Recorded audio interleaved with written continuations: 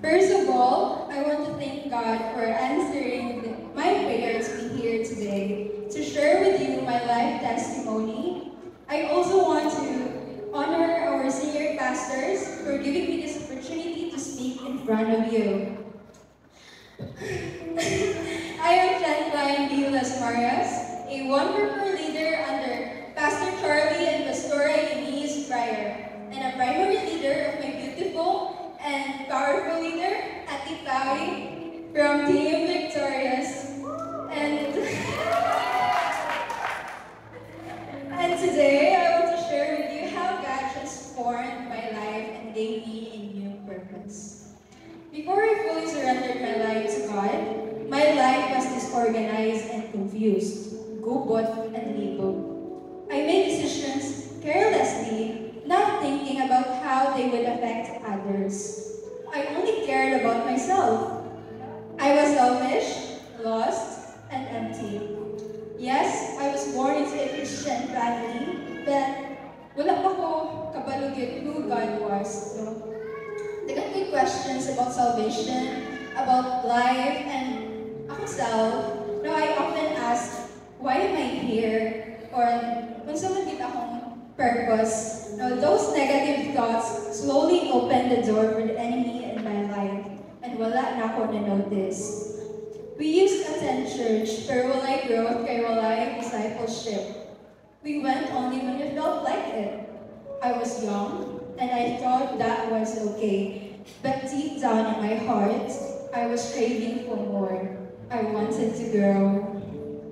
I prayed to God for help. Then during the pandemic, my mom was diagnosed with rheumatic heart disease. Wala.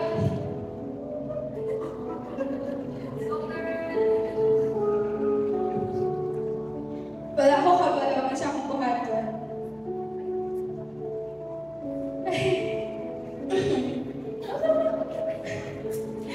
Okay, wala ko kabalo sa akong buhaton. I was scared and overwhelmed. I said, Lord, this isn't the kind of answered prayer I was asking for.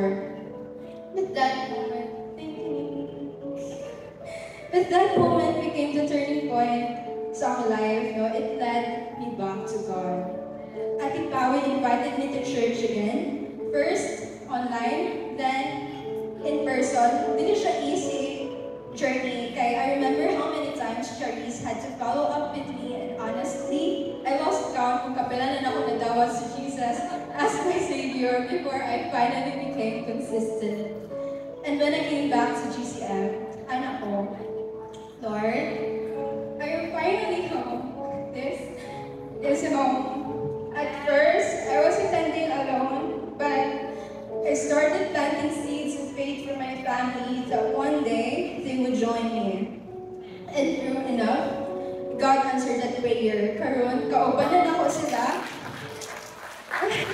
My parents are now in SOL 3, and my brother is consistently attending cell group 2. And Acts 16:31 says, believe in the Lord Jesus and you will be saved, you and your household. Thank you, Lord.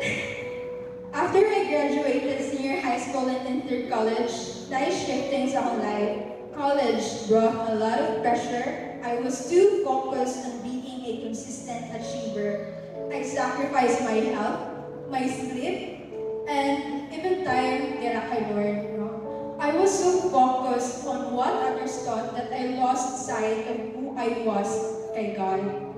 That pressure and emotional stress affected my mental health and my walk with Him. Naulaw ko how far I drifted. I became inactive sa ministry. Akong fire na kay Lord began to fade. I wanted to invite my classmates to church, but I was scared of being judged. Niubos akong self-esteem, and I struggled a lot. But thank God, and forever grateful, I have my leader, Ati Pawi. She saw me, helped me stand up again, and reminded me of my purpose. That time, I told myself, I had to fight, because life is a battle, and I was not free to give up. In Exodus 14:14 says, the Lord will fight for you, you need only to be still. I myself, I am also doubting God and limiting what He can do in my life. So I chose to return to my original design. Gibalik na po ang kainitong sa akong kasing-kasing. I rejoined ministries, trainings, and mentorings, early prayers, and even campus conquest at Tagusan High and National and sa SU. Oh my God. Pero kapila na ko gina-reject opportunity kay dugay ko kamata. Karon, apil na ko sa Asher TM. Pero being a student in Life Class and School of Leaders 1, 2, and 3, I am now a spiritual guide in SOL 1.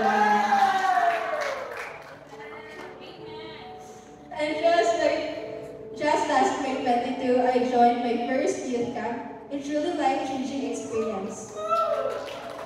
It was a bit challenging, kaya before that, I experienced a big attack from the enemy. Our professor scheduled our final major exam. I asked my prof if I could take the exam early. And truly, God can do miracles. My prof agreed, and while waiting, I cried sa hallway, overwhelmed by the thought gitugtan ko nga knowing strict jud sila when it comes with exams. Wala pa ko nakastudy, but I just held on to. Makapasar ko, makauban ko sa camp. Daghan kayo what ifs sa akong mind that it made me cry. Super OA, but real. When I saw the exam paper, nakaingon na lang ko, wow, so this is you, Lord. I answered it confidently, amazingly, it looked super easy. No?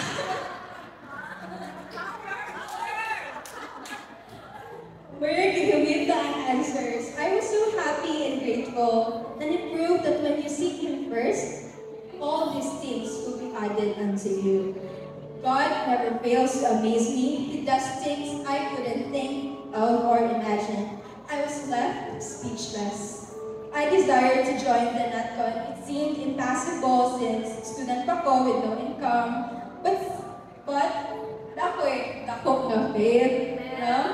Last year, the-challenge ko ni Ate Pao, magamitan akong background to save. No more shopping for myself muna, focus sa pag-save. Na ako'y go yung amount, pero nag-uol ko kay katunga na ang year, wala pa nagkatunga ako mag-ipon. Despite that, I never lessened my faith. No? Bahalang magbakas na ako pa doon dito, Lord. Literal na walk by faith. But God, being the amazing that He is, heard me. I got my flight ticket last month. Already registered. And yes, dilig na ako magbaktas. Thank you, Lord. I even get the opportunity na makatrain sa SO. Akong dugay ng ipangandoy finally is an answered prayer. I believe dili pa ni mao. There is more. 2 years and 8 months ago, I made the best decision of my life to accept Jesus Christ as my personal Lord and Savior. Sukat ako, I've never looked back. God changed my heart. He changed my perspective. He gave me peace and joy. He restored what I lost and gave me so much more.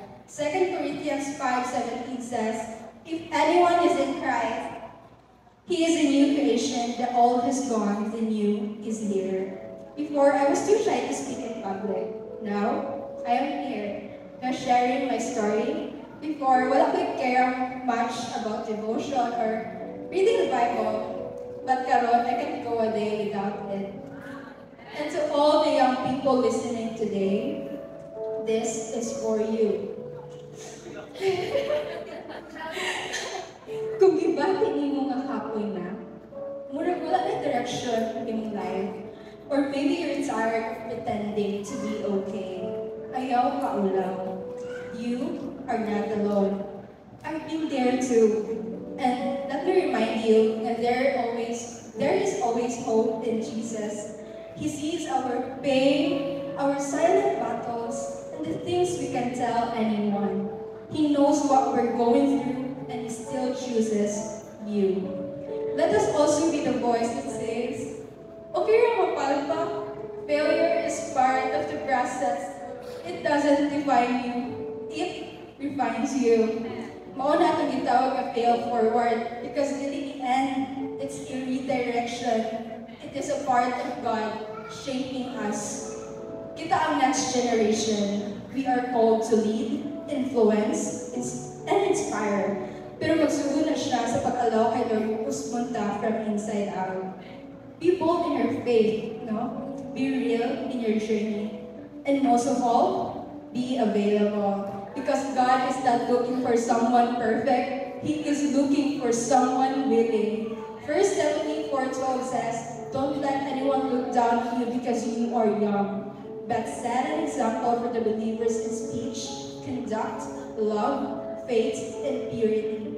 Once again, I am Chantaline B. Lesmarias, saved, restored, and now living something greater than myself, all by the grace of God.